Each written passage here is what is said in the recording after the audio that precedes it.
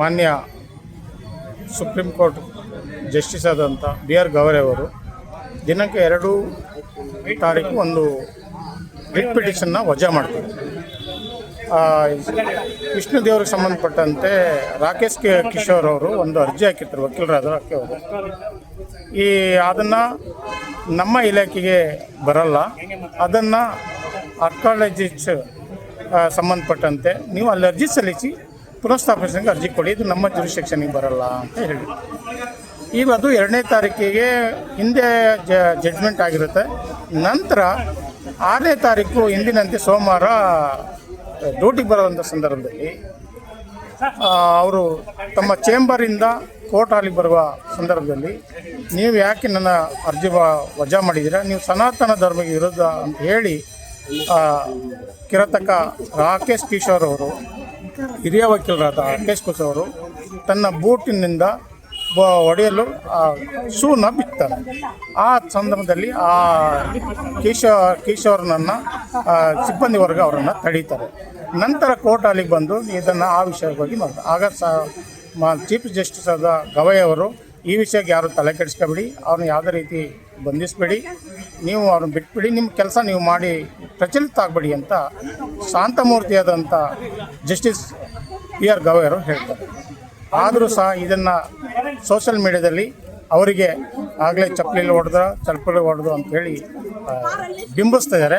ದಯವಿಟ್ಟು ಯಾವುದೇ ರೀತಿ ಅವರು ಚಪ್ಪಲಿ ಹೊಡೆದಿಲ್ಲ, ಕೋರ್ಟಲ್ಲೇ ಘಟನೆ ಅದು ನಡೆದಿಲ್ಲ. ಅದು ಬರುವಂಥ ಕೋರ್ಟಾಲಿಗೆ ಬರುವಂಥ ಸಂದರ್ಭದಲ್ಲಿ ಆದಂಥ ಗಲಾಟೆ. ಇದನ್ನು ಹೇಳಿ ಇವರೊಬ್ಬ RS ಮುಖಂಡರಾಗಿದ್ದರಿಂದ ಅವರ ಹಿರಿಯ ವಕೀಲರಾದ ಅವರನ್ನು ಹೇಗಾದರೂ ಮಾಡಿ ಇವನನ್ನು ಅದಕ್ಕೆ ಶಿಕ್ಷಬೇಕು ಅಂತ RSS ಅವರು.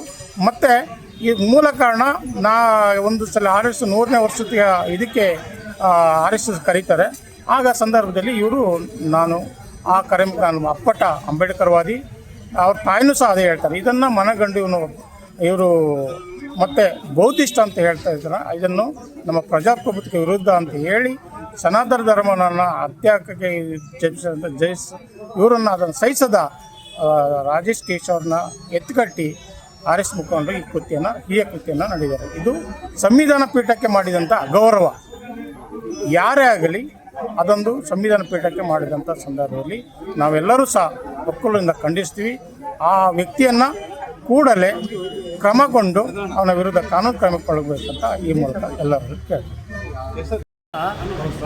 ತಳ ಸಮುದಾಯದ ವ್ಯಕ್ತಿಗಳು ದೊಡ್ಡ ಹುದ್ದೆಯನ್ನು ಅಲಂಕಾರ ಮಾಡಬಾರ್ದು ಅಂತಕ್ಕಂಥದ್ದು ಈ ರಾಕೇಶ್ ಕಿಶೋರ್ ಅನ್ನೋ ವ್ಯಕ್ತಿಯ ಹುನ್ನಾರ. ಯಾಕೆ ಅಂತ ಹೇಳಿ ಅದಕ್ಕೆ 77 ವರ್ಷ ವಯಸ್ಸಾಗಿದೆ, ಭಾರತ ಸಂವಿಧಾನವನ್ನು ಓದಿದ್ದಾನೆ ಮತ್ತು ಮನುವಾದಿ ಅಂತಕ್ಕಂಥದ್ದನ್ನು ಅಳವಡಿಸ್ಕೊಂಡಿದ್ದಾನೆ. ಈತ ಜಡ್ಜ್ ಸಾಹೇಬರು ಕೇಳಬಹುದಿತ್ತು, ಸ್ವಾಮಿ ಆ ದೇವಸ್ಥಾನಕ್ಕೆ ನೀವು ಅನುಮತಿ ಕೊಡಿ, ನೀವು ಕೊಡದಲ್ಲಿ ಯಾರು ಕೊಡೋಕ್ಕಾಗಲ್ಲ, ನಾನು ದಯಮಾಡಿ ಭಾರತ ಸಂವಿಧಾನ ಪರವಾಗಿ ಕೇಳ್ತಾ ಇದ್ದೀನಿ ಅಂತ ಕೇಳ್ಬೋದಿತ್ತು. ಅವನದ ಬಿಟ್ಟ. ಇವನು ಕೊಳಕುತ್ತಲೆ ಮೆದುಳು. ಹಾಗಾಗಿ ಇವನ್ನ ದಯಮಾಡಿ ಈ ಭಾರತ ಸರ್ಕಾರ ಗಡೀಪಾರು ಮಾಡಬೇಕು. ನಾನು ಬೆಳಗ್ಗೆ ಒಂದು ವಿಡಿಯೋ ನೋಡಿದೆ, ಅವನ ಕೈ ಕಟ್ ಮಾಡಬೇಕು, ನನಗೆ ಕತ್ತರಿಸ್ಬೇಕಂತ ಬಂತು ವಿಡಿಯೋದಲ್ಲಿ. ಅದನ್ನು ಮಾಡ್ಬೇಕಾಗ್ತದೆ. ಇಂಥವ್ರು ಇರಬಾರ್ದು, ಈ ದೇಶದಲ್ಲೇ ಇರಬಾರ್ದು ಅಂತ ನನ್ನ ಒತ್ತಾಯ. ಧನ್ಯವಾದ. ಆತ್ಮೀಯ ಬಂಧುಗಳೇ, ದಿನಾಂಕ 6ನೇ ತಾರೀಕು ಇದೇ ತಿಂಗಳ 6ನೇ ತಾರೀಕಲ್ಲಿ BR ಗವಾಯ್ ಮೇಲೆ ನಡೆದಿರೋಂಥ ಘಟನೆ ಇದು ಜಾತಿಯ ಒಂದು ಜಾತಿಯ ಅವರ ಒಂದು ದಲಿತನದೊಂದು ಕಾರಣಕ್ಕಾಗಿ ಇವರು ಈ ರೀತಿಯ ಒಂದು ದೌರ್ಜನ್ಯವನ್ನು ಇಟ್ಕೊಂಡು ಇವರು ಮನುವಾದಿಗಳ ಒಂದು ಮನಸ್ಸಿನಿಂದ ಮತ್ತು ಅದರ ಜೊತೆಗೆ ಇವರು RSS ಮತ್ತು ಈ ಜಾತಿವಾದಿಗಳ ಒಂದು ಸಹಕಾರದಲ್ಲಿ ಇವರು ಉತ್ತಮ ಸ್ಥಾನದಲ್ಲಿರೋದ್ರಿಂದ ಇವರಿಗೆ ಅಗೌರವ ತರಬೇಕು ಅಂತೇಳಿ ಉದ್ದೇಶಪೂರ್ವಕವಾಗಿ ಇವರು ಮಾಡಿರ್ತಾರೆ. ಇದಕ್ಕೆ ಕೇಂದ್ರ ಸರ್ಕಾರನೂ ಸಹ ಸಹಕಾರ ಮಾಡಿ ಈ ಒಂದು ಘಟನೆಯನ್ನು ಮಾಡಿರ್ತಾರೆ ಅಂತ ಈ ಸಂದರ್ಭದಲ್ಲಿ ಹೇಳಕ್ಕೆ ಇಷ್ಟಪಡ್ತೇನೆ.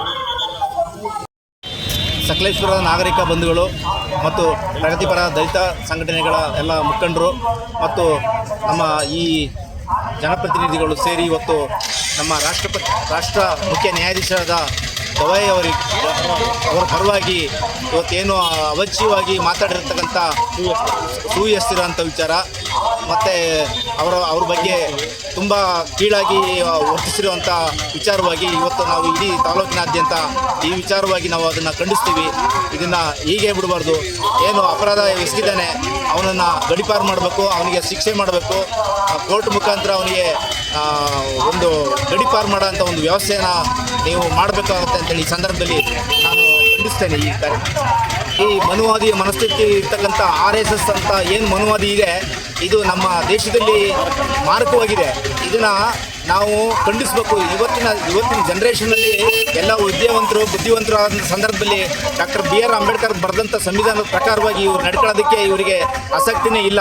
ಎಲ್ಲೋ ಒಂದು ಕಡೆ ಇವರು ಈ ಮನುವಾದಿಗಳು ಈ ದೇಶದ ಮಾರಕ ರೋಗಗಳಾಗಿದ್ದಾರೆ. ಹಾಗಾಗಿ ಸಮಾನತೆಯ ನಾವೆಲ್ಲರೂ ಹಿಂದೂ ಅಂತ ಹೇಳ್ತಾರೆ. ಆದರೆ ಈ ಸಂದರ್ಭದಲ್ಲಿ ಇವರ ಮನಸ್ಥಿತಿ ಹೇಗಿದೆ ಅಂತಂದರೆ, ಒಬ್ಬ ಕೆಳಮಟ್ಟದ ಒಬ್ಬ ಸುಪ್ರೀಂ ಕೋರ್ಟ್ ಜಡ್ಜ್ ಅವರ ಒಂದು ವಿಚಾರವಾಗಿ ಇವರು ಇದುವರೆಗೂ ಸಹ ಯಾವುದೇ ಥರದ ಪ್ರತಿಕ್ರಿಯೆನ ಈ ಮನುವಾದಿಗಳು ನೀಡಲಿಲ್ಲ.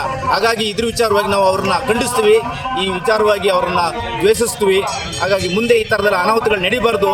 ಈ ದೇಶದಲ್ಲಿ ಎಲ್ಲರೂ ಒಂದೇ ಅನ್ನೋ ಭಾವನೆಯನ್ನು ವ್ಯಕ್ತಪಡಿಸ್ತಾ ಇವರು ಮುಂದಿನ ಕ್ರಮವನ್ನು ತಗೋಬೇಕು ಅಂತೇಳಿ ಈ ಸಂದರ್ಭದಲ್ಲಿ ನಾನು ಖಂಡಿಸ್ತೇನೆ. ಬಂಧುಗಳೇ, ಏನು ಭಾರತ ದೇಶದ ಸುಪ್ರೀಂ ಕೋರ್ಟ್ನ ಮುಖ್ಯ ನ್ಯಾಯಾಧೀಶರ ಮೇಲೆ ಒಂದು ಸನಾತನಿ ಧರ್ಮದ ವ್ಯಕ್ತಿ ಒಬ್ಬರು ಬಿಚ್ಚೋದ್ರ ಮೂಲಕ ಅವರಿಗೆ ಎತ್ಬಿಟ್ಟು ಅವಮಾನ ಮಾಡಿದ್ದಾರೆ. ಇದು ಒಂದು ಜಾತಿ ಲೆಕ್ಕಾಚಾರದ ಪಿತೂರಿ, ಜಾತಿ ಲೆಕ್ಕಾಚಾರದ ಪಿತೂರಿ ಅಂತಲೇ ಹೇಳ್ಬೋದು. ಅದು ಸ್ವಾತಂತ್ರ್ಯ ಬಂದ್ಬಿಟ್ಟು 75 ವರ್ಷ ಆದ್ರೂ ಕೂಡ ಈ ಜಾತಿ ವ್ಯವಸ್ಥೆ ಈ ದೇಶದಿಂದ ಹೋಗ್ತಾ ಇಲ್ಲ. ಯಾವತ್ತು ಹೋಗುತ್ತೆ ಏನನ್ನೋದು ಕೂಡ ಗೊತ್ತಿಲ್ಲ. ಈ ದೇಶದ ಆಡಳಿತ ವ್ಯವಸ್ಥೆ ಈ ಜಾತಿ ಮನುವಾದಿಗಳನ್ನ ಅವ್ರನ್ನ ಹತ್ತಿಕ್ಕತಕ್ಕಂಥ ಪ್ರಯತ್ನನ ಮಾಡದೆ ಹೋದರೆ ಕಾನೂನಾತ್ಮಕವಾಗಿ ಇದು ಯಥಾಸ್ಥಿತಿ ಮುಂದುವರೆದು ದೇಶದಾದ್ಯಂತ ಬೇರೆ ಬೇರೆ ಥರದ ಅಚಾತುರ್ಯಗಳು ನಡೀತವೆ. ಇದಕ್ಕೆ ಕೇಂದ್ರ ಸರ್ಕಾರ ಅವಕಾಶ ಕೊಡಬಾರ್ದು. ಆದಷ್ಟು ಬೇಗ ಈ ಒಂದು ರಾಕೇಶ್ ಕಿಶೋರ್ ಅಂತ ಅವ್ರನ್ನ ಮನುವಾದಿಗಳನ್ನ ಬಂಧಿಸೋದ್ರ ಮುಖಾಂತರ ಅವರನ್ನು ಈ ದೇಶದಿಂದ ಗಡೀಪಾರು ಮಾಡಬೇಕು ಮತ್ತು ಅವ್ರ ಕಾನೂನು ಪ್ರಕಾರ ಅವರಿಗೆ ಉಗ್ರವಾದ ಶಿಕ್ಷೆಯನ್ನು ವಿಧಿಸಬೇಕು ಅಂತೇಳಿ ಈ ಸಂದರ್ಭದಲ್ಲಿ ನಾನು ಹೇಳ್ತಾ ಅವರಿಗೆ ಆದಷ್ಟು ಬೇಗ ಶಿಕ್ಷೆ ಆಗಲಿ ಅಂತೇಳಿ ನಾನು ಹೇಳಲಿಕ್ಕೆ ಬಯಸ್ತೀನಿ. ಇವತ್ತು ನಮ್ಮ ಸಕಲೇಶಪುರ ತಾಲೂಕದಲ್ಲಿಯೂ ಸಹ ಏನು ಜಸ್ಟಿಸ್ BR ಗವಾಯಿ ಅವ್ರ ಮೇಲೆ ಹಲ್ಲೆ ನಡೆದಿದೆ, ಅದರ ಭಾಗವಾಗಿ ನಾವು ಹೋರಾಟವನ್ನು ಮಾಡಿ ಮನವಿಯನ್ನು ಕೊಡ್ತಾ ಇದ್ದೀವಿ. ಯಾರು ಅಕ್ರಿಮಿ ಇದ್ದಾರೆ ಆತನಿಗೆ, ಆ ಅಪರಾಧಿಗೆ ಶಿಕ್ಷೆ ಆಗಬೇಕು, ಕೂಡಲೇ ಆತನನ್ನು ಗಡೀಪಾರು ಮಾಡಬೇಕು ಅಂತೇಳಿ ಆಗ್ರಹವನ್ನು ಮಾಡ್ತಾ ಇದ್ದೀವಿ. ಇವತ್ತು ನಮ್ಮ ದೇಶದೊಳಗೆ ಸಂವಿಧಾನ ಉಳಿಬೇಕು, ಪ್ರಜಾಪ್ರಭುತ್ವ ಉಳಿಬೇಕು ಅಂತ ಅಂದರೆ ಇವತ್ತು ನ್ಯಾಯಾಂಗದ ವ್ಯವಸ್ಥೆ ಒಳಗಡೆ ನಡೀತಾ ಇರತಕ್ಕಂತಹ ಇಂತಹ ಕೋಮು ವಿಚಾರದಲ್ಲಿ ಯಾವುದೇ ರೀತಿ ಘಟನೆಗಳನ್ನು ಈಗಲೇ ನಾವು ನಾಶ ಮಾಡಬೇಕಾಗುತ್ತೆ. ಜೊತೆಗೆ ಇವತ್ತು BJP ಸರ್ಕಾರ ತನ್ನನ್ನು ತಾನು ಸಮರ್ಥಿಸ್ಕೊಳ್ಬೇಕಾಗುತ್ತೆ. ಅಧಿಕಾರ ಬಂದು ಇಷ್ಟು ವರ್ಷ ಆದರೂ ಸಹ ಯಾರಿಗೆ ರಕ್ಷಣೆ ಇದೆ? ಇವತ್ತು ಕಾರ್ಮಿಕರಿಗಿಲ್ಲ, ಮಹಿಳೆಯರಿಗಿಲ್ಲ, ರೈತರಿಗಿಲ್ಲ, ವಿದ್ಯಾರ್ಥಿ ಯುವಜನರಿಗಿಲ್ಲ, ದಲಿತರಿಗಿಲ್ಲ, ಅಲ್ಪಸಂಖ್ಯಾತರಿಗಿಲ್ಲ. ಇವುಗಳೆಲ್ಲವನ್ನು ನಾವು ನೋಡಬೇಕು ಅಂತಂದರೆ ಇವು ನೇರವಾಗಿ ಇವತ್ತು ಮನುವಾದ ಪರ ಇದ್ದಾರೆ, ಇವತ್ತು ಸಂವಿಧಾನ ವಿರೋಧವಾಗಿದ್ದಾರೆ ಅನ್ನೋದು ಅರ್ಥ ಮಾಡ್ಕೊಳ್ಬೇಕಾಗುತ್ತೆ. ಇತ್ತೀಚಿನ ದಿನಗಳಲ್ಲಿ ನಡೀತಾ ಇರ್ತಕ್ಕಂತಹ ಬದಲಾವಣೆಗಳನ್ನು ನಾವು ಗಂಭೀರವಾಗಿ ನಾವು ಅರ್ಥ ಮಾಡ್ಕೊಳ್ಬೇಕಾಗುತ್ತೆ. ಹಾಗಾಗಿ ನಮ್ಮ ಇಡೀ ತಾಲೂಕಿನಲ್ಲಿ ನಾವು ಕೂಡ ಜಂಟಿಯಾಗಿ ಇವತ್ತು ಮನವಿಯನ್ನು ಕೊಡ್ತಾ ಇದ್ದೀವಿ. ಜಸ್ಟಿಸ್ BR ಗವಾಯಿ ಅವ್ರ ಪರ ನಾವಿದ್ದೇವೆ. ಸಂವಿಧಾನ ಉಳಿಬೇಕು, ಸಮಾಜ ಬೆಳಿಬೇಕು ಅನ್ನುವಂತಹ ದೃಷ್ಟಿಯಿಂದ ನಾವೆಲ್ಲರೂ ಕೂಡ ಒಮ್ಮತದಿಂದ ಹೋರಾಟವನ್ನು ಮಾಡ್ತಾ ಇದ್ದೇವೆ. ಮನುವಾದಿಗಳು ಮತ್ತು ಈ ರಾಷ್ಟ್ರದ ಸಂವಿಧಾನ ಒಪ್ಪದಂಥ ಯಾವ RSS ಇದೆ, ಯಾವ ಇಷ್ಟೊಂದು ಪರಿಷತ್ ಇದೆ, ಯಾರು ಕುಮ್ಮಕ್ಕಿನಿಂದ ಇದೆಲ್ಲ ನಡೀತಿದೆ ನಮಗೆ ಗೊತ್ತಾಗ್ತಾ ಇಲ್ಲ. ನಾವೆಲ್ಲ ಹಿಂದೂ ಅಂತ ಹೇಳ್ತಿದ್ದಾರೆ. ನಾವು ದಲಿತರು ಹಿಂದೂ ಆಗೋಕ್ಕೆ ಹೇಗೆ ಸಾಧ್ಯ? ಒಬ್ಬ ನಮ್ಮ ರಾಷ್ಟ್ರದ ಒಬ್ಬ ಸಂವಿಧಾನ ಓದುವಂತನ, ಇಡೀ ರಾಷ್ಟ್ರಕ್ಕೆ ನ್ಯಾಯ ಕೊಡುವಂತನ ಒಬ್ಬ ಇದು ಸುಪ್ರೀಂ ಕೋರ್ಟ್ ಜಡ್ಜ್ ಮೇಲೆ ನೀವು ಚಪ್ಪಲ್ನ ಹಿಡಿತಿರೋ ಮನುವಾದಿಗಳು, ಸಂತಾನ ಧರ್ಮದವರು, ಈಗ ನಿಮ್ಮನ್ನೇ ಹೆಂಗ್ರಿ ನಾವು ಒಪ್ಕೊಳ್ಳೋಕ್ಕಾಗುತ್ತೆ? ನೀವು ದೇವರು, ದಿಂಡ್ರು, ಆಳು, ಮೂಳು, ಅದು ಇದು ಅಂತ ಹೇಳ್ತೀರಿ. ಆದರೆ ನಾವು ನಿಮ್ಮ ಹಿಂದ್ಗಡೆ ನಾವು ಬರಬೇಕಾಗ ಬರೀ ಅಷ್ಟೇ ಸಾಕ? ಇವತ್ತಾಗೆ ನೀವು ಬೀದಿಗೆ ಬಂದು ಹೋರಾಟ ಮಾಡೋಕ್ಕಾಗಲಿಲ್ವಾ? ಆತನ ನಿನ್ನೆ ಜಾತಿ ಆಗಿರಲಿ, ಇತರ ಜಾತಿ ಆಗಿರಲಿ, ಯಾವುದೇ ಧರ್ಮದ ಆಗಿರಲಿ ನೀವು ಬೀದಿಗಿಳಿದು ಹೋರಾಟ ಮಾಡಬೇಕಿದೆ. ನೀವ್ಯಾಕೆ ಕೈ ಕಟ್ಕೊಡ್ತಿದ್ದೀರಿ? ನಿಮಗೆ ನಾಚಿಕೆ ಆಗಲ್ವಾ? ನಿಮಗೆ ಸಂತಾನರಿಗೆ ನಾವೇನು ದ್ರೋಹ ಮಾಡಿದ್ದೀವಿ ನಿಮಗೆ? ಈ ದೇಶದಲ್ಲಿ ನಾವು ಹುಟ್ಟಿದೆ ತಪ್ಪ? ಈ ದೇಶದಲ್ಲಿ ಸಂವಿಧಾನ ಬರೆದಿದೆ ತಪ್ಪ? ನಾವು ಈ ದೇಶನ ಆಳಕ್ಕೂ ಗೊತ್ತು. ಈ ದೇಶಕ್ಕೆ ಸಂವಿಧಾನ ಬರೆದವರು ಮುಖ್ಯಸ್ಥರು ನಾವು. ಇನ್ನು ಮುಂದೆ ನೀವು ತಿದ್ದುಕೊಳ್ಳೋದಿಲ್ಲ ಇದ್ದರೆ ದೇಶದಲ್ಲಿ ಭಾರಿ ದೊಡ್ಡ ಮಟ್ಟದ ಹೋರಾಟ ಮಾಡಬೇಕಾಗುತ್ತೆ. ನೀನು ಹಂಗಂತ ಹೇಳ್ತಾ ನಾನು 2 ಮಾತು ಮುಗ್ತೀನಿ. ಜೈ ಭೀಮ್, ಜೈ ಭಾರತ್. ಸರ್, ನನ್ನ ಹೆಸರು ಚಂದ್ರು ಭೋಜನ್ ಅಂತೇಳಿ ನಾನು ಬೇಲೂರು ತಾಲೂಕಿಂದ ಬಂದಿದ್ದೀನಿ. ಇದು ಭಾರತದ ಇತಿಹಾಸ.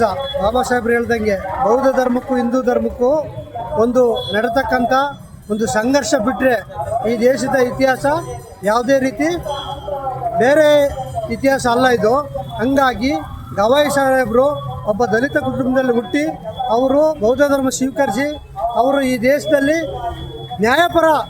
ನ್ಯಾಯಪರವಾದಂಥ ಒಂದು ನಿರ್ಣಯ ಹೇಳೋದನ್ನ ಇವರು ದಲಿತರು ಈ ಮಟ್ಟಕ್ಕೆ ಹೋಗಿದಾರಂಥ ಒಂದು ದುರುದ್ದೇಶ ಇಟ್ಕೊಂಡು ಇವರು ಈ ರೀತಿ ಹಲವಾರು ಕಾರ್ಯಕ್ರಮದಲ್ಲಿ ನಮ್ಮನ್ನು ಕಾಲೆಳೆಯುವಂಥ ಕೆಲಸ ಮಾಡ್ತಿದ್ದಾರೆ. ಈ ಕಾಲೆಳೆಯುವಂಥ ಕೆಲಸಕ್ಕೆ ಈ ಗವಾಯಿ ಸಾಹೇಬರು ಈ ದೇಶದ ಅತ್ಯುನ್ನತ ಸ್ಥಾನ ಇರೋದ್ರಿಂದವ ಅವರಿಗೆ ಈ ಹಿಂದೂ ಸಮಾಜದವರಿಗೆ ಈ ಸನಾತನಿಗಳಿಗೆ ಅದನ್ನು ಸಹಿಸ್ಕೊಳ್ಳೋಕ್ಕಾಗ್ದಲೇ ಈ ರೀತಿ ಕೃತ್ಯವನ್ನು ಎಸಗ್ತಿದ್ದಾರೆ. ಅವರಿಗೆ ಈ ಕಾನೂನು ಪ್ರಕಾರ ಇಂಡಿಯಾದಲ್ಲಿರ್ತಕ್ಕಂಥ ಕಾನೂನು ಅವರಿಗೆ ಸರಿಯಾದ ಶಿಕ್ಷೆ ಕಾನೂನು ಪ್ರಕಾರ ಕ್ರಮಗೊಂಡು ಸರಿಯಾದ ಶಿಕ್ಷೆ ಅನುಭವಿಸ್ಬೇಕು. ಅವನು ಇನ್ನು ಮುಂದಕ್ಕೆ ಈ ರೀತಿ ಈ ರೀತಿ ಒಂದು ಕಾನೂನು ಬಾಹಿರವಾಗಿ ಯಾವುದೇ ಒಂದು ಚಟುವಟಿಕೆ ನಡೆಯದಂಗೆ ಕಾನೂನು ಸುವ್ಯವಸ್ಥೆ ಕಾಪಾಡಬೇಕಂತೇಳಿ ಈ ಟಿ ವಿ ಮುಖಾಂತರ ನಾನು ಇದು ಆದೇಶ ಮಾಡ್ತಿದ್ದೀನಿ. ಎಲ್ರಿಗೂ ಕ್ರಾಂತಿಕಾರಿ ಜೈ ಭೀಮ್. ನನ್ನ ಹೆಸರು ಜಗದೀಶ್ ಭೀಮಾರ್ಮಿ ಅಂತೇಳಿ. ಇವತ್ತೇನು ಸಕಲೇಶ್ಪುರ ಆದ್ಯಂತ ರಸ್ತೆಯಲ್ಲಿ ನಾವು ಪ್ರತಿಭಟನೆ ಮಾಡಿ ಎಲ್ಲ ಮುಗಿದೋಗಿದೆ. ನಮ್ಮ ವೈಯಕ್ತಿಕವಾಗಿ ಹೇಳ್ಬೇಕಂದ್ರೆ ಇದುವರೆಗೂ ನಮ್ಮ ಸಂವಿಧಾನನ ಹತ್ತಿಕ್ಕುವಂಥ ಕೆಲಸನೇ ಮಾಡ್ತಾ ಇದ್ದಾರೆ. ಮುಂದಿನ ದಿನಗಳಲ್ಲಿ ಈ ರೀತಿ ಆದರೆ ನಾವು ಬೇರೆ ಥರ ಆಗಬೇಕಾಗಿದೆ. ನಾವು ಬಾಬಾ ಸಾಹೇಬ್ ಅಂಬೇಡ್ಕರ್ ಅವರ ಸಂವಿಧಾನಾತ್ಮಕವಾಗಿ ಬದುಕ್ತಾ ಇದ್ವಿ. ನಮಗೆ ಇನ್ನೊಂದು ಕಡೆ ಬಾಬಾ ಸಾಹೇಬರು ಅಂಬೇಡ್ಕರ್ ಕೊಟ್ಟಂಥ ಪೆನ್ನು ಗೊತ್ತು, ಟಿಪ್ಪು ಸುಲ್ತಾನ್ ಕೊಟ್ಟಂಥ ಖಡ್ಗನೂ ನಮಗೆ ಗೊತ್ತು. ಸಮಯ ಬಂದರೆ ನಾವು ಕೂಡ ಆ ರೀತಿ ಆಗಬೇಕಾಯ್ತದೆ ಅನ್ನೋದು ಎಚ್ಚರಿಕೆ ಕೊಡ್ತಾ ಇದ್ದೀವಿ. ಇದಾದ ನಂತರ ಯಾಕೆ ನಮ್ಮ ಸಮುದಾಯದವರು ಇಷ್ಟು ಮೇಲೆ ಉನ್ನತವಾದ ಒಂದು ಅಧಿಕಾರಕ್ಕೆ ಹೋದಾಗ ನಿಮಗೆ ಹೊಟ್ಟೆ ಉರಿ ಯಾಕೆ ಸಹಿಸೋಕ್ಕೆ ಯಾಕೆ ಆಗ್ತಾ ಇಲ್ಲ? ಅದು ಇಲ್ಲಿ ಸಮಸ್ಯೆ ಆಗ್ತಿರೋದು. ಇಂದು ನಾವೆಲ್ಲ ಒಂದು ಅಂತೀರ. ಎಲ್ಲಿ ಸ್ವಾಮಿ, ಎಷ್ಟು ಜನ ಬಂದಿದ್ದೀರ ನೀವು? ಎಷ್ಟು ಜನ ಬಂದು ಈ ಹೋರಾಟಕ್ಕೆ ಆತನ ಹಿಂದೂ ಅಂದ್ಕೊಂಡು ನೀವು ಯಾಕೆ ಬಂದಿಲ್ಲ? ನಿಮಗೆ ಸಂಘಟನೆ ಮಾಡೋಕ್ಕೆ RSSನ ಒಂದು ಬಿಲ್ಡ್ ಮಾಡೋದಕ್ಕೆ ನಿಮಗೆ ಹಿಂದೂಗಳು ಬೇಕು, ದಲಿತರು ಬೇಕು, ಆಮೇಲೆ ಹಿಂದುಳಿದ ವರ್ಗದ ಜನಾಂಗದವ್ರು ಬೇಕು, ಕುರ್ಬಾಸ್ ಬೇಕು, ಇನ್ನೊಂದು ಹಲವಾರು ಉಪಜಾತಿಗಳು ನಿಮಗೆ ಬೇಕಾಗ್ತದೆ. ಈ ರೀತಿಯಾಗಿ ಒಬ್ಬ ದೇಶದ ನ್ಯಾಯಾಧೀಶನಿಗೆ ಒಂದು ಬೂಟ್ ಎಸೆಯೋ ಕೆಲಸ ಮಾಡಿದ್ದಾನೆ ಅಯೋಗ್ಯ ಲೋಫರ್ ಲಫಂಗ ರಾಕೇಶ್ ಕಿಶೋರ್ KD ವಕೀಲ ಈ ರೀತಿ ಮಾಡಿದ್ದಾನೆ. ಯಾಕೆ ನೀವು ಬರ್ತಾಯಿಲ್ಲ ನಮ್ಮ ಜೊತೆ ಹೋರಾಟಕ್ಕೆ? ನಮಗೆ ಗೊತ್ತಾಗ್ತದೆ ಇಲ್ಲಿ ನಿಮ್ಮ ಮನಸ್ಥಿತಿ ಏನಿದೆ ಅಂತಂದರೆ ನೀವಿನ್ನೂ ಕೂಡ ಮನಸ್ಥಿತಿಯೆಲ್ಲ ಬದುಕ್ತಾ ಇದ್ದೀರಾ. ಮುಂದಿನ ದಿನಗಳಲ್ಲಿ ಇದನ್ನು ಬದಲಾಯಿಸ್ತೀವಿ ಅಂದರೆ ನಾವು ಕೂಡ ಬೇರೆ ಥರ ಈ ರೀತಿ ನಾವು ಬೀದಿಯಲ್ಲಿ ಹೋರಾಟ ಮಾಡೋದನ್ನ ನಿಲ್ಲಿಸ್ತೇವೆ. ನೇರವಾಗಿ ಬೇರೆ ರೀತಿ ಹೋರಾಟ ಮಾಡಬೇಕಾಗುತ್ತೆ ಅಂತ ತಿಳಿಸ್ತಾ ನನ್ನ ಮಾತು ಮುಗಿಸ್ತೇನೆ. ಜೈ ಭೀಮ್, ಜೈ ಭಾರತ್. ಗವಾಯಿಯವರ ಮೇಲೆ ವಕೀಲ ಬೂಟನ್ನು ತೋರಿಸಿರೋದನ್ನು ದಲಿತ ಪರ ಸಂಘಟನೆಗಳು ಖಂಡಿಸ್ತವೆ. ಅದು ಕೇವಲ ಗವಾಯಿ ಮೇಲೆ ನಡೆದಿರ್ತಕ್ಕಂಥ ಹಲ್ಲೆ ಅಲ್ಲ. ಅದು ನ್ಯಾಯಾಂಗದ ಮೇಲೆ, ಪ್ರಜಾಪ್ರಭುತ್ವದ ಮೇಲೆ, ಸಂವಿಧಾನದ ಮೇಲೆ ನಡೆದಿರ್ತಕ್ಕಂಥ ಹಲ್ಲೆ. ಮನುವಾದಿಗಳು ತಮ್ಮ ಮನಸ್ಸುಗಳನ್ನು ಬದಲಾವಣೆ ಮಾಡಿಕೊಳ್ತಕ್ಕಂಥ ರೀತಿ ಇಲ್ಲ. ಅವರು ಏಣಿ ಶ್ರೇಣೀಕೃತ ಸಮಾಜವನ್ನು ನಿರ್ಮಾಣ ಮಾಡಬೇಕು ಅನ್ನೋದೇ ಅವರು ಗುರಿ ಇಟ್ಕೊಂಡಿದ್ದಾರೆ. ಹಾಗಾಗಿ ಅಂಬೇಡ್ಕರ್ ಅವರ ಸತ್ತ ದಿವಸದಲ್ಲೂ ಕೂಡ ಬಾಬರಿ ಮಸೀದಿಯನ್ನು ಹೊಡೆದಾಕಿದರು.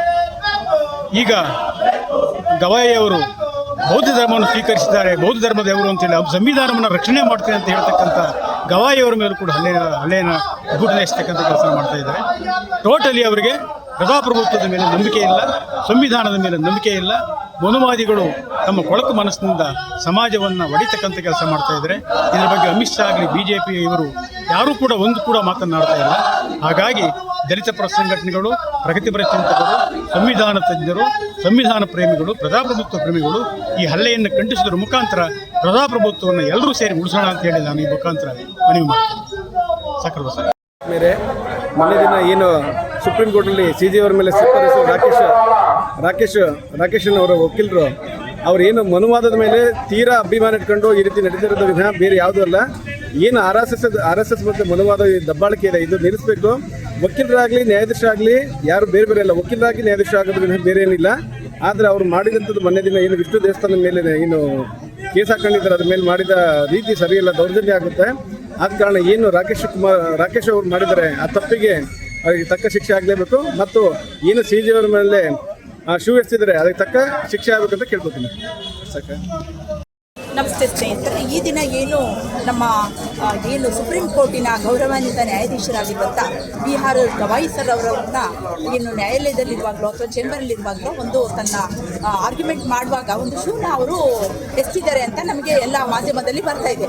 ಸೊ ಇದು ಒಬ್ಬ ವಕೀಲನಾಗಿ ತನ್ನ ವಕೀಲ ವೃತ್ತಿಯನ್ನು ಮಾಡೋದು ಬಿಟ್ಟು ಒಂದು ರೌಡಿಸಮ್ನ ಪ್ರದರ್ಶನ ಮಾಡಿದ್ದಾನೆ. ಅವನು ಒಬ್ಬ ರೌಡಿ ಆಗಕ್ಕೆ ಲಾಯಕ್ಕಿದ್ದಾನೆ ವಿನಃ ಒಬ್ಬ ವಕೀಲನಾಗಕ್ಕೆ ಅನ್ಫಿಟ್ ಆಗಿದ್ದಾನೆ. ಈ ವಕೀಲನಿಂದ ಇಡೀ ನಮ್ಮ ದೇಶದ ಎಲ್ಲ ವಕೀಲರಿಗೆ ಅವಮಾನ ಆಗ್ತಾ ಇದೆ. ನ್ಯಾಯಯುತವಾಗಿ ಮಾಡುವಂಥ ವಕೀಲರು ಈ ಥರ ಮಾಡಬಾರ್ದು. ಮಾಡಿರೋದು ದೊಡ್ಡ ಖಂಡನೀಯ. ಮತ್ತು ನ್ಯಾಯಾಧೀಶರನ್ನ ಕ್ಷಮಿಸ್ಬೋದು, ಆದರೆ ಇಡೀ ನಮ್ಮ ದೇಶದ ಜನತೆ ಮತ್ತು ಏನು ವ್ಯಕ್ತಿಗಳು ಇವ್ರನ್ನ ಕ್ಷಮಿಸಲಿಕ್ಕೆ ಸಾಧ್ಯ ಇಲ್ಲ. ಸೊ ಇವನ್ನ ಇಮಿಡಿಯೇಟಾಗಿ ಪೊಲೀಸರು ಯಾಕೆ ಸೋಮೋಟ ತಗೊಂಡು ಯಾಕೆ ಬಂಧಿಸಲಿಲ್ಲ, ಯಾಕೆ ಚಾರ್ಜ್ ಶೀಟ್ ಹಾಕಿಲ್ಲ, ಯಾಕೆ ಅವನನ್ನು ಕಸ್ಟಡಿ ಕೊಡಲಿಲ್ಲ ಅನ್ನೋದು ತುಂಬ ಖಂಡನೀಯವಾಗಿದೆ. ಆದ್ದರಿಂದ ಏನು ರಾಕೇಶ್ ಕಿಶೋರ್ ಅನ್ನೋ ವಕೀಲ ಅವನು ವಕೀಲಿಗೆ ಆಗಲಿಕ್ಕೆ ಅನ್ಫಿಟ್ ಆಗೋದ್ರಿಂದ ಸ್ಟೇಟ್ ಬಾರ್ ಕೌನ್ಸಿಲ್ ಇದೆ, ನಮ್ಮ ಭಾರತದ ಸ್ಟೇಟ್ ಬಾರ್ ಕೌನ್ಸಿಲಲ್ಲಿ ಅವನ ಎನ್ರೋಲ್ಮೆಂಟ್ ಆಗಿರೋನ್ನ ರದ್ದುಪಡಿಸಬೇಕು. ಈ ಸಾಮಾನ್ಯ ವಕೀಲರುಗಳಿಗೆ ಇದು ಮಾಡ್ತಾರೆ, ಬಟ್ ಇಲ್ಲಿ ಆ ಥರ ಆಗ್ತಾ ಇಲ್ಲ. ಅವನಿಗೆ ಯಾರು ಈ ಒಂದು ಕೆಲಸ ಮಾಡೋಕ್ಕೆ ಸಪೋರ್ಟ್ ಮಾಡಿದ್ದಾರೆ, ಷಡ್ಯಂತ್ರ ಮಾಡಿದ್ದಾರೆ ಅನ್ನೋದು ನಮಗೆ ಗೊತ್ತಾಗ್ತಾ ಇದೆ. ಈ ಷಡ್ಯಂತ್ರ ಮಾಡಿಕೊಂಡು ಏನು ಪಾಪದ ವ್ಯಕ್ತಿಗಳು ಏನು ನ್ಯಾಯ ಮಾಡೋವಂಥ ಇದನ್ನ ನ್ಯಾಯಾಧೀಶರ ಮೇಲೆ ಹಲ್ಲೆ ಮಾಡ್ತಿದ್ದಾನೆ ಅಂದರೆ ಅವನ ಮನಸ್ಥಿತಿ, ಅವನ ಪರಿಸ್ಥಿತಿ ಹೇಗಿದೆ, ಅವನು ಯಾವ ವಾದಿಯಾಗಿದ್ದಾನೆ ಅನ್ನೋದು ಗೊತ್ತಾಗ್ತಾ ಇದೆ. ಸೊ ಅವನನ್ನು ಪ್ರಾಕ್ಟೀಸ್ ಮಾಡಲಿಕ್ಕೂ ಕೂಡ ಅನ್ಫಿಟ್ ಆಗಿದ್ದಾನೆ. ಅಂಥ ವಕೀಲರನ್ನ ನಾವು ಪ್ರೋತ್ಸಾಹ ಮಾಡಿದ್ರೆ ಅಂಥ ನೀಚ ಕೃತ್ಯದ ವಕೀಲರು ಉಟ್ಕೊಳ್ಳೋಕೆ ಅವಕಾಶ ಆಗುತ್ತೆ. ಸೊ ಅದನ್ನು ಉಟ್ಕೊಳ್ಬಾರ್ದು ಅಂಥ ವಕೀಲರನ್ನ ಕಸ್ಟಡಿಗೆ ತಗೋಬೇಕು. ಅದು ಯಾರೇ ಆಗಿರಲಿ, ವಕೀಲರು ಬರೀ ವಾದ ಮಾತ್ರ ಮಾಡಬೇಕು. ಅವರು ನ್ಯಾಯಾಧೀಶರಿಗೆ ಪನಿಷ್ಮೆಂಟ್ ಕೊಡೋ ಅಷ್ಟು ಕ್ರೂರ ಮಟ್ಟಿಗೆ ಇಳಿಬಾರ್ದು. ಆದ್ದರಿಂದ ಅವನನ್ನು ಬಂಧಿಸಬೇಕು, ಅವನ ಮೇಲೆ ಚಾರ್ಜ್ ಶೀಟ್ ಹಾಕಬೇಕು, ಪೊಲೀಸರು ಸೋಮೋಟ ತಗೊಂಡು ಅವನ್ನ ಕಸ್ಟಡಿ ಕೊಡಬೇಕು. ಇದು ನಮ್ಮ ಇವತ್ತು ಜಸ್ಟಿಸ್ ಗವಾಯಿ ಅವ್ರ ಮೇಲೆ ನಡೆದಂಥ ಸುಎಸೆದ ಅದನ್ನು ಇಡೀ ನಮ್ಮ ಪ್ರಗತಿಪರ ಸಂಘಟನೆಗಳು, ದಲಿತ ಸಂಘಟನೆಗಳು ಎಲ್ಲವೂ ಖಂಡಿಸೋ ಮುಖಾಂತರ ಇವತ್ತು ಗವಾಯಿಯವರು ಯಾವಾಗ ಪ್ರಮಾಣ ವಚನ ಸ್ವೀಕರಿಸಿದ್ರೋ ಆವತ್ತಿನ ದಿವಸ ಯಾವಾಗ ಜೈ ಭೀಮ್ ಅಂತ ಹೇಳಿದ್ರೋ ಆವತ್ತೇ ಅವರಿಗೆ ಉರಿ ಬಂತು. ಇದು ಹಿಂದೂ ಧರ್ಮಕ್ಕೆ ವಿರುದ್ಧವಾಗಿದೆ, ಇದು ಬೌದ್ಧ ಧರ್ಮ, ಆಗಲೇ ಬೌದ್ಧ ಧರ್ಮದ ಪರವಾಗಿದ್ದಾರೆ, ಅನ್ಯಾಯ ಆಗಿದ್ದಾರೆ ಅನ್ನೋದು ಒಂದೇ ಒಂದು ಕಾರಣ ಇಟ್ಕೊಂಡು ಇದುವರೆಗೂ ಕೂಡ ಗವಾಯಿಯವರ ಮೇಲೆ ಇವತ್ತು ಏನೇನು ಸೇಡು ತೀರಿಸಬೇಕು ಆ ಸೇಡು ತೀರಿಸ್ಕೊಳ್ಳೋಕ್ಕಾಗಿ ಆ ರಾಕೇಶ್ ಇವನು ಬೂಟ್ ಎಸೆಯುವ ಮುಖಾಂತರ ತನ್ನ ಸನಾತನ ಧರ್ಮದ ಪರಂಪರೆ ಉಳಿಸೋಕ್ಕಾಗಿ ಈ ಕೆಲಸನ ಮಾಡಿದ್ದಾನೆ. ಆ ಕಾರಣಕ್ಕಾಗಿ ಅವನು ನಾಥುರಾಮ್ ಗೂಡ್ಸೆ ಸಂತತಿಯವನು ಒಂದು ಕಡೆ ನಾಥುರಾಮ್ ಗೂಡ್ಸೆ ಗುಂಡಲ್ಲಿ ಗಾಂಧಿಯವ್ರಿಗೆ ಹೊಡೆದ್ರೆ ಇವನು ಇನ್ನೊಂದು ಕಡೆ ಬೂಟ್ನಲ್ಲಿ ಹೊಡೆಯೋದು ಎರಡೂ ಒಂದೇ. ಅದರಿಂದ ಇವತ್ತು ನಡೀತಿರೋಂಥ ಘಟನೆ ಸಂವಿಧಾನದ ಮೇಲೆ ನಡೆದಂಥ ಹಲ್ಲೆ, ಸಂವಿಧಾನನ ಮುಗಿಸೋ ತಂತ್ರ. ಆ ಕಾರಣಕ್ಕೋಸ್ಕರ ಈ ಪುರೋಹಿಸಾಯಿಗಳು, ಈ ಸನಾತನಿಗಳು ಈ ಕೆಲಸ ಮಾಡ್ತಾಯಿದ್ದಾರೆ. ಅವ್ರ ವಿರುದ್ಧ ಇಡೀ ಭಾರತೀಯರಾದ ನಾವು ಅವನ್ನ ಖಂಡಿಸೋ ಮುಖಾಂತರ, ಸಂವಿಧಾನ ಉಳಿಸೋ ಮುಖಾಂತರ ನಾವೆಲ್ಲರೂ ಕೂಡ ಪ್ರಯತ್ನ ಮಾಡೋಣ. ಆ ಪ್ರಯತ್ನಕ್ಕೆ ನಿಮ್ಮೆಲ್ಲರ ಸಹಕಾರ ಬೇಕು ಅಂತ ನಾನು ನಾನು ಮಾತು ಮುಗಿಸ್ತೇನೆ. ಜೈ ಭೀಮ್, ಜೈ ಭಾರತ್. ಈ ಘಟನೆ ಖಂಡನೀಯ, ಅದರಲ್ಲಿ ಎರಡು ಮಾತಿಲ್ಲ. ಆದರೆ ಇದರ ಹಿನ್ನೆಲೆ ನೋಡಿದರೆ ಈ ಘಟನೆಯ ಹಿಂದೆ ಬಹುಶಃ ಇರತಕ್ಕಂಥ ಎರಡು ಪ್ರಮುಖ ಅಂಶಗಳು. ಒಂದು ಧಾರ್ಮಿಕ ಅಹಿಷ್ಣುತೆ, ಸಹಿಸದೇ ಇರೋದು, ಜಾತಿ ವೈಷಮ್ಯ. ಇವೆರಡು ಇರುವಂಥದ್ದು ನನಗೆ ಮನವರಿಕೆ ಆಗ್ತದೆ. ನಾನು ಯಾತಕ್ಕೆ ಈ ಮಾತು ಹೇಳ್ತೀನಿ ಅಂತಂದರೆ, ಇಡೀ ಭಾರತದ ಚರಿತ್ರೆಯನ್ನು ಒಮ್ಮೆ ನಾವು ಅವಲೋಕಿಸಿದಾಗ ಈ ಎರಡರ ಮೇಲೇ ವೈಷಮ್ಯಗಳು ನಡೆದಿರೋದು, ಗಲಭೆಗಳು ನಡೆದಿರ್ತಕ್ಕಂಥದ್ದು, ಅಹಿಂಸೆಗಳು ನಡೆದಿರ್ತಕ್ಕಂಥದ್ದು. ನಾನು ನಿಮ್ಗೊಂದು ಎಕ್ಸಾಂಪಲ್ ಕೋಟ್ ಮಾಡಬೇಕು ಅಂತಂದರೆ, ಬಹುಶಃ ಈಸ್ಟ್ ಇಂಡಿಯಾ ಕಂಪ್ನಿ 1600ರಲ್ಲಿ ಈ ದೇಶದಲ್ಲಿ ಆರಂಭವಾಯಿತು. ಆರಂಭವಾಗಲಿಕ್ಕೆ ಅವಕಾಶ ಮಾಡಿಕೊಟ್ಟವರು ಇದೇ ಜನ. ಈಸ್ಟ್ ಇಂಡಿಯಾ ಕಂಪ್ನಿಲಿ ಕೆಲಸಕ್ಕೆ ಸೇರಿಕೊಂಡವರು ಇದೇ ಜನ. ಈಸ್ಟ್ ಇಂಡಿಯಾ ಕಂಪ್ನಿ ಲಾಸ್ ಆಗಲಿಕ್ಕೂ ಇದೇ ಜನ ಕಾರಣ. ಕೊನೆಗೆ ರೆಗ್ಯುಲೇಟರಿ ಆ್ಯಕ್ಟ್ ಬರಲಿಕ್ಕೂ ಇದೇ ಜನ ಕಾರಣ. ಚಾರ್ಟರ್ ಅಕೌಂಟ್ ಚಾರ್ಟರ್ಸ್ ಬಂದ ಮೇಲೆ ಇವರು ಸ್ವಲ್ಪ ಎಚ್ಚೆತ್ಕೊಂಡು ಒಂದು ಕಾಂಗ್ರೆಸ್ಸನ್ನು ಸ್ಥಾಪನೆ ಮಾಡಿಕೊಂಡ್ರು, ಯೂನಿಟೀಸ್ ಸಂಘಟನೆ. ಆ ಸಂಘಟನೆ ಬಹುಮುಖ್ಯವಾಗಿ ಭೂಮಾಲೀಕರ, ಸನಾತನರ, ವೈದಿಕರ ಸಂಘಟನೆ. ಅದು ಅತಿ ಮುಖ್ಯವಾಗಿ ಪ್ರಾರಂಭದಲ್ಲಿ ಏನು ಸಂಘಟನೆ ಆಯಿತೋ ಇದು ಕಾಂಗ್ರೆಸ್ ಸಂಘಟನೆ, ಇದು ಭೂಮಾಲೀಕರ, ಸನಾತನವಾದಿಗಳ ಮತ್ತು ವೈದಿಕರ ಸಂಘಟನೆ. ಅದು 85ರಿಂದ ಈಚೆಗೆ ನೆಹರೂರವ್ರಿಗೆ ಅರ್ಥವಾಯಿತು, ಓಹೋ ನಾವು ಈ ಚಳುವಳಿನ ಮಾಡಬೇಕಾದ್ರೆ ಈ 3 ವರ್ಗ ಆಗಲ್ಲ. ಯಾರು? ಈ ಒಂದು ಭೂಮಾಲೀಕರು, ಸನಾತನವಾದಿಗಳು, ಈ ವೈದಿಕವಾದಿಗಳಿಂದ ಆಗಲ್ಲ. ಇಡೀ ಜನಸಮೂಹ ಪಾಲ್ಗೊಳ್ಳಬೇಕು ಅನ್ನೋ ಕಾರಣಕ್ಕಾಗಿ ಭಾರತದ ಜನಗಳೆಲ್ಲನೂ ಸಂಗ್ರಹಿಸಿ ವಿಶೇಷವಾಗಿ ಆಗಿನ ಸ್ವಾತಂತ್ರ್ಯ ಚಳುವಳಿಯ ಮುಂಚೂಣಿಯಲ್ಲಿದ್ದಂಥ ಬಾಂಗ್ಲಾದ ಇಸ್ಲಾಮಿಕ್ ಮುಖಂಡರುಗಳನ್ನು ತೆಕ್ಕೆಗೆ ತಗೊಂಡು, ಆ ಇಸ್ಲಾಮಿಕ್ ಮುಖಂಡರನ್ನು ತೆಕ್ಕೆಗೆ ತಗೊಂಡಿದ್ದು ಇವರಿಗೆ ತಡಿಲಾರದಂಥ ಅಸಹಿಷ್ಣುತೆ ಬಂತು.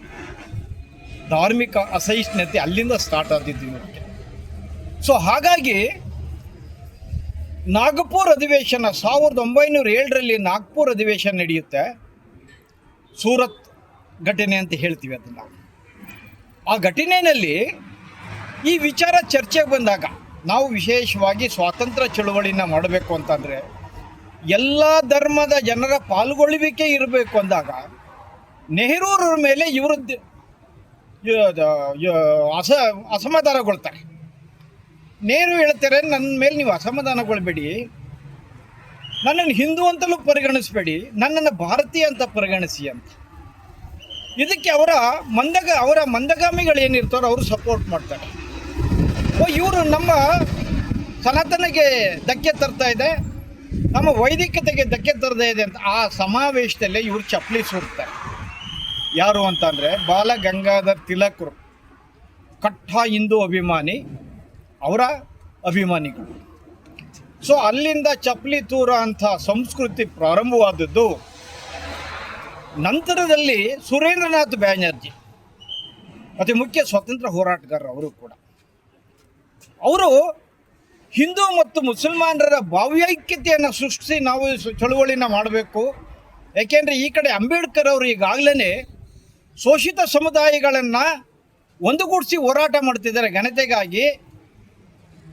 ಹಾಗಾಗಿ ನಾವು ಎಲ್ಲರೂ ಸೇರಿ ಸಾಮಾಜಿಕ, ಆರ್ಥಿಕ, ಶೈಕ್ಷಣಿಕ, ರಾಜಕೀಯ ಹೋರಾಟವನ್ನು ರೂಪಿಸಬೇಕು ಅಂದರೆ ಎಲ್ಲ ಸಮೂಹಗಳು ಕೂಡ ಒಟ್ಟಾಗಿ ಚಳುವಳಿ ಮಾಡಬೇಕು ಅಂತಾರೆ. ಅದಕ್ಕೆ ಸುರೇಂದ್ರನಾಥ್ ಬ್ಯಾನರ್ಜಿ ಮೇಲೂ ಕೂಡ ಚಪ್ಪಲಿ ಎಸೆತಾರೆ. ಮಹಾತ್ಮ ಗಾಂಧೀಜಿಯವರು ಇದೆಲ್ಲನೂ ಅರ್ಥಕೊಂಡಂಥವರು 1920ರಲ್ಲಿ ಕಾಂಗ್ರೆಸ್ ಚಳುವಳಿಯ ನಾಯಕತ್ವ ವಹಿಸಿಕೊಂಡಾಗ ಇವರು ಚಳುವಳಿಯಲ್ಲಿ ಶೋಷಿತ ಸಮುದಾಯಗಳನ್ನು ಹೆಚ್ಚು ಪಾಲ್ಗೊಳ್ಳಿಸಬೇಕು, ಇವರನ್ನು ಕಾಂಗ್ರೆಸ್ ಸದಸ್ಯತ್ವ ಕೊಡಬೇಕು ಅಂದಾಗ ಈ ಸಮುದಾಯಗಳಿಗೂ ಜೀತ ಮಾಡಿಕೊಂಡು, ಕೂಲಿ ಮಾಡಿಕೊಂಡು, ಕಸ ಬಾಚಿಕೊಂಡು ಮುಸುರು ತೊಳಿತಾ ಇದ್ದ ಸಮುದಾಯಕ್ಕೆ ಹಣ ಇರಲಿಲ್ಲ. ಕೊನೆಗೆ ಗಾಂಧೀಜಿ ಹಣವಂತರಿಂದ ಮೆಂಬರ್ಶಿಪ್ ಹಾಕಿಸಿ 25 ಪೈಸನ ಈ ಸಮುದಾಯಗಳಿಗೆ ಕಾಂಗ್ರೆಸ್ನ ಮೆಂಬರ್ಶಿಪ್ ಕೊಡ್ತಾರೆ. ಇದು ಇವರು ಸಹಿಸ್ಕೊಳ್ಳಿಕ್ಕಾಗಲ್ಲ. ಜೊತೆಗೆ ಗಾಂಧಿಯವರು ಅನೇಕ ಹರಿಜನ ಉದ್ಧಾರ ಕಾರ್ಯಗಳನ್ನು, ದೇವಸ್ಥಾನಗಳಿಗೆ ಅಸ್ಪೃಶ್ಯರ ಪ್ರವೇಶಗಳನ್ನು ಮಾಡ್ತಾರೆ. ಈಗ ನಮ್ಮ ಸಿರ್ಸಿಲಿರ್ತಕ್ಕಂಥ ಮಾರಮ್ಮನ ದೇವಸ್ಥಾನ ಈ ಥರದವಕ್ಕೆ ಇದಂತೂ ಇವರಿಗೆ ಸಹಿಸ್ಕೊಳ್ಳಿಕ್ಕಾಗೋದೇ ಇಲ್ಲ. 1934ರಲ್ಲಿ ಗಾಂಧಿ ಮೇಲೂ ಕೂಡ ಈ ರೀತಿ ಹತ್ಯೆಗಳು ನಡೆಯುತ್ತೆ. ಈ ಥರದ ಹತ್ಯೆ 1948ರವರೆಗೂ ಕೂಡ ಸುಮಾರು 6-7 ಬಾರಿ ಪ್ರಯತ್ನಗಳಲ್ಲಿ ಇವರು ವಿಫಲರಾಗ್ತಾರೆ. ಕೊನೆಯ ಪ್ರಯತ್ನದಲ್ಲಿ ಸಫಲರಾಗ್ತಾರೆ. ಕಾರಣ ಏನು ಅಂದರೆ ಸುರೇಂದ್ರನಾಥ್ ಬ್ಯಾನರ್ಜಿ ಮತ್ತು ನೆಹರೂರವರು ಅನ್ಯ ಧರ್ಮೀಯರನ್ನು ಈ ಸಂಘಟನೆಗೆ ಸೇರಿಸಿದ್ರು ಅಂತಕ್ಕಂಥದ್ದು ಒಂದು, ಗಾಂಧೀಜಿ ಅಸ್ಪೃಶ್ಯರನ್ನು ಈ ಸಂಘಟನೆಯಲ್ಲಿ ಪಾಲ್ಗೊಳ್ಳುವಂತೆ ಮಾಡಿದರು ಅನ್ನೋದು ಇನ್ನೊಂದು. ಹೀಗಾಗಿ ಕೊನೆಗೆ ಗಾಂಧಿನೂ ಕೂಡ ಇವರು ಹತ್ಯೆ ಮಾಡಿಬಿಡ್ತಾರೆ. ಕೊನೆಗೆ ಅಷ್ಟೇ ಅಲ್ಲ, ಅಂಬೇಡ್ಕರ್ ಅವರು ಸ್ತ್ರೀಯರಿಗೆ ಜಾಗೃತಿಯನ್ನು ಮೂಡಿಸ್ತಾ ಇದ್ದಾರೆ. ಶೋಷಿತರಿಗೆ ಜಾಗೃತಿಯನ್ನು ಮೂಡಿಸ್ತಾ ಇದ್ದಾರೆ, ಶೂದ್ರರಿಗೆ ಜಾಗೃತಿಯನ್ನು ಮೂಡಿಸ್ತಾ ಇದ್ದಾರೆ ಅನ್ನೋ ಕಾರಣಕ್ಕಾಗಿ ಅಂಬೇಡ್ಕರ್ ಮೇಲೂ ಕೂಡ 32 ಬಾರಿ ಈ ಅಟೆಂಪ್ಟ್ ನಡೆಯುತ್ತೆ. 32 ಬಾರಿ ಅಟೆಂಪ್ಟ್ ನಡೆಯುತ್ತೆ. ಕೊನೆಗೆ ಶಕ್ತಿ, ಸಾಮರ್ಥ್ಯ ಮತ್ತು ಯುಕ್ತಿ ಮತ್ತು ಪ್ರೌಢಮೆ ಇದ್ದದ್ದರಿಂದ ಅದನ್ನು ಗುರುತಿಸಿದಂಥ ಬ್ರಿಟನ್ ಸರ್ಕಾರ ಅವ್ರಿಗೆ ಕಾನ್ಸ್ಟಿಟ್ಯೂಷನಲ್ ಕಮಿಟಿಗೆ ಹೋಗೋಂಥ ಅವಕಾಶವನ್ನು ಕಲ್ಪಿಸ್ಕೊಂಡು, ಆ ಸಂದರ್ಭದಲ್ಲಿ ಕಾನ್ಸ್ಟಿಟ್ಯೂಷನನ್ನು ರಚನೆ ಮಾಡುವಂಥ ಸಂದರ್ಭದಲ್ಲಿ ಎಲ್ಲ ಆಶಯಗಳನ್ನು ಒಳಗೊಂಡಂಥ ಕಾನ್ಸ್ಟಿಟ್ಯೂಷನ್ ಅಂಬೇಡ್ಕರ್ ಮಾಡ್ತಾರೆ. ಎಲ್ಲ ಧರ್ಮದ ಆಶಯಗಳನ್ನು ಒಳಗೊಂಡಂಥ ಕಾನ್ಸ್ಟಿಟ್ಯೂಷನ್ನ ಬರೀತಾರೆ. ಆದರೆ ಕಾನ್ಸ್ಟಿಟ್ಯೂಷನಲ್ ಕಮಿಟಿನಲ್ಲಿ ಇದ್ದಂಥ ಈ ಮನುವಾದಿಗಳು, ಈ ಸನಾತನವಾದಿಗಳು, ಈ ವೈದಿಕವಾದಿಗಳು ನಮ್ಮ ಧರ್ಮದ ಸಂಕೇತ ರಾಷ್ಟ್ರಧ್ವಜವಾಗ್ತಾ ಇಲ್ಲ ಭಾಗವತ ಅಂತಕ್ಕಂಥದ್ದು, ಮತ್ತು ನಮ್ಮ ಕಾನೂನು ಗ್ರಂಥ ಮನುಶ್ರುತಿ ಅಂಶಗಳನ್ನು ಇದರಲ್ಲಿ ತುರುಕಲಿಲ್ಲ, ಹಾಕಲಿಲ್ಲ ಅಂತಕ್ಕಂಥ ಹಿನ್ನೆಲೆಯಲ್ಲಿ ಅವತ್ತಿನೇ ದೊಡ್ಡ ಗಲಾಟೆ ಮಾಡ್ತಾರೆ ಸಂವಿಧಾನ ರಚನಾ ಸಭೆನ. ಇಷ್ಟೇ ಅಲ್ಲದೆ ಸಂವಿಧಾನ ಜಾರಿಯಾದಾಗ, ಸಂವಿಧಾನ ಅರ್ಪಣೆ ಆದಾಗ 26 ನವೆಂಬರ್ 1949ರಲ್ಲಿ 3 ದಿನಕ್ಕೆ ರಾಮ್ಲೀಲಾ ಮೈದಾನದಲ್ಲಿ ಬಹುದೊಡ್ಡ ಚಳುವಳಿಯನ್ನು ಮಾಡ್ತಾರೆ, ಪ್ರೊಟೆಸ್ಟ್ ಮಾಡ್ತಾರೆ. ಕಾರಣ ಏನು ಅಂತಂದರೆ, ಈ ಸಂವಿಧಾನನ ನಾವು ಯಾವತ್ತೂ ಒಪ್ಕೊಳ್ಳಲ್ಲ, ನಮ್ಮ ಸಂವಿಧಾನ ಮನುಧರ್ಮ, ನಮ್ಮ ಕಾನೂನು ಗ್ರಂಥ ಮನುಧರ್ಮ, ಹಾಗಾಗಿ ನಾವು ಯಾವುದೇ ಕಾರಣಕ್ಕೂ ಕೂಡ ಈ ಸಂವಿಧಾನವನ್ನು ಒಪ್ಕೊಳ್ಳಲ್ಲ ಅಂತ ಇವ್ರ ನೇತಾರರೇ ಹೇಳ್ತಾರೆ. ಯಾರು ಇವ್ರ ನೇತಾರರು? ಗೋವಲ್ಕರ್ ಮತ್ತು ಹೆಡ್ಗೇವಾರ್ ಅವರು. ಸೊ ಅಂದರೆ ಇದು ಏನಾಗುತ್ತೆ ಅಂದರೆ, ಅಲ್ಲಿಂದ ಇಲ್ಲಿವರೆಗೂ ಕೂಡ ಇದು ವೈಷಮ್ಯ, ಎರಡು ಜಾತಿಗಳ ನಡುವೆ, 2 ಧರ್ಮಗಳ ನಡುವೆ, ವಿಭಿನ್ನ ಜಾತಿಗಳ ನಡುವೆ, ವಿಭಿನ್ನ ಧರ್ಮಗಳ ನಡುವಿನ ವೈಷಮ್ಯ ಇಲ್ಲಿವರೆಗೂ ಕೂಡ ನಿರ್ತದೆ. ಹಾಗಾಗಿನೇ ಇದು ಸಂವಿಧಾನ ಆಶಯಗಳ ಮೇಲೆ ಆದಂಥ ದಾಳಿ, ಗವಾಯಿಯವರ ಮೇಲೆ ಆದಂಥ ದಾಳಿ ಅಲ್ಲ, ಪ್ರಜಾಪ್ರಭುತ್ವದ ಆಶಯಗಳ ಮೇಲೆ ಆದಂಥ ದಾಳಿ. ಸಂವಿಧಾನದ ಆಶಯಗಳೇನಿದೆಯೋ, ಭ್ರಾತೃತ್ವ, ಸಮಾನತೆ, ಸಾರ್ವಭೌಮ, ಇವುದ್ರ ಮೇಲಾದಂಥ ದಾಳಿ. ಸೊ ಈ ದಾಳಿಯನ್ನು ಇವರು ಇವತ್ತು ಮಾಡಿ ಮುಗಿಸ್ತಾನೆ ಇಲ್ಲ, ಪ್ರಯತ್ನಗಳು ನಡೀತಾನೆ ಇರ್ತವೆ. ಆದರೆ ಪ್ರಯತ್ನಗಳೆಲ್ಲನೂ ಹಿಮ್ಮೆಟ್ಟಿಸುವಂಥ ಶಕ್ತಿ ಈ ದೇಶದ ಶೂದ್ರರಿಗಿದೆ, ಈ ದೇಶದ ಅಲ್ಪಸಂಖ್ಯಾತರಿಗಿದೆ, ಈ ದೇಶದ ದಲಿತರಿಗಿದೆ. ಇವತ್ತು ಪ್ರಜ್ಞಾವಂತರಾಗಿದ್ದಾರೆ, ಸಂವಿಧಾನ ಏನು ಅನ್ನೋದು ಅರ್ಥ ಮಾಡ್ಕೊಂಡಿದ್ದಾರೆ, ನೀವೇನು ಅನ್ನೋದನ್ನು ಅರ್ಥ ಮಾಡ್ಕೊಂಡಿದ್ದಾರೆ, ನಿಮ್ಮ ಉದ್ದೇಶ ಅನ್ನೋದನ್ನು ಅರ್ಥ ಮಾಡ್ಕೊಂಡಿದ್ದಾರೆ, ಸಂವಿಧಾನದ ಆಶಯ ಅನ್ನೋದು ಏನು ಅನ್ನೋದು ಅರ್ಥ ಮಾಡ್ಕೊಂಡಿದ್ದಾರೆ. ನೀವು ಆಟ ಆಡ್ಕೊಂಡು ಹೋಗಬೇಕೇ ವಿನಃ ಈ ಥರದ್ದೆಲ್ಲ ಕುತಂತ್ರಗಳು, ಷಡ್ಯಂತರಗಳು ಇವೆಲ್ಲವೂ ಕೂಡ ಆ ಕಾಲಕ್ಕೆ ಬಿಟ್ಟುಬಿಡಬೇಕಾಗಿತ್ತು. ನೀವು ಇನ್ನೂ ಬಿಟ್ಟಲಿಲ್ಲ ಅಂದರೆ ನೀವು ಪ್ರಜ್ಞಾವಂತರಲ್ಲ. ಹಾಗಾಗಿ ಇನ್ನಾದರೂ ಕೂಡ ಪ್ರಜ್ಞಾವಂತರಾಗಿ ಈ ಥರದ ಕುತಂತ್ರಗಳು ಬೇಡಿ, ಸಂವಿಧಾನದ ಮೇಲೆ ದಾಳಿ ಬೇಡಿ. ಯಾಕೆ ನಾವೆಲ್ಲ ಅರ್ಥಕೊಂಡಿದ್ದೀವಿ, ಇವತ್ತು ನಮಗೆ ಇರ್ತಕ್ಕಂಥ ಒಂದೇ ಒಂದು ದಾರಿ ಅಂತಂದರೆ ಅದು ಸಂವಿಧಾನ ದಾರಿ. ಆ ಸಂವಿಧಾನವನ್ನು ರಕ್ಷಣೆ ಮಾಡಬೇಕು, ಆ ಸಂವಿಧಾನವನ್ನು ಜಾಗೃತಿ ಮಾಡಬೇಕು ಅನ್ನೋ ಒಂದು ಜವಾಬ್ದಾರಿ ಮತ್ತು ಜಾಗೃತಿ ನಮಗೀಗಾಗಲೇ ಬಂದಿದೆ. ಹಾಗಾಗಿ ಈ ಆಟಗಳು ನಿಮ್ಮ ಮುಂದೆ ನಡೆಯಲ್ಲ. ಅದಕ್ಕಾಗಿ ದಯವಿಟ್ಟು ಎಚ್ಚರಗೊಳ್ಳಿ ಅಂತ ಎಚ್ಚರಿಕೆಯನ್ನು ಇಂಥ ಚಳುವಳಿಗಳ ಮೂಲಕ ನಾವು ಕೊಡ್ತಾ ಇದ್ದೀವಿ ಸರ್.